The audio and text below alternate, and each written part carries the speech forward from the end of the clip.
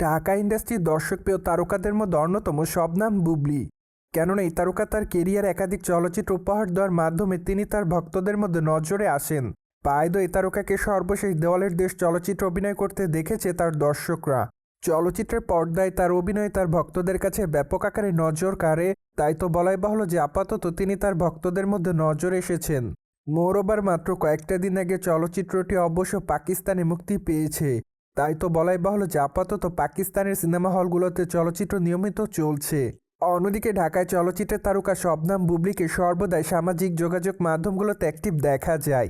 সেখানে অবশ্যই তারকা তার আপডেটগুলো তার ভক্ত অনুরাগীদের মধ্যে আপলোড করেন। তাই তো বলাই বাহুল্য যে মাঝে মাঝে বোল্ড অবতারে ধরা দেয় তারকা, যার জন্য অবশ্য আপাতত সমালোচনারও শিকার হন এই তারকা।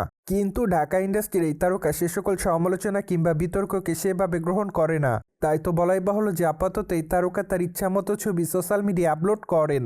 পায়দয় বর্তমানে এই তারকা তার ইনস্টাগ্রাম হ্যান্ডেলে বেশ কিছু ছবি আপলোড করেছে।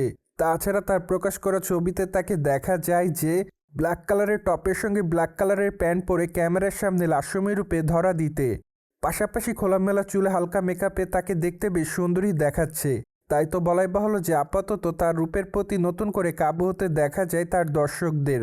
যাই হোক, তার প্রকাশ করা ছবির কমেন্ট বক্সে অনেকে তাকে অ্যামেজিং লিখেছে, পাশাপাশি অনেকে আবার তাকে আগুন বলে দাবি করেন। তাছাড়া অনেকে আবার তাকে লাভলি লিখেছে, কেউ কেউ আবার তাকে প্রিটিগাল বলে দাবি করেন।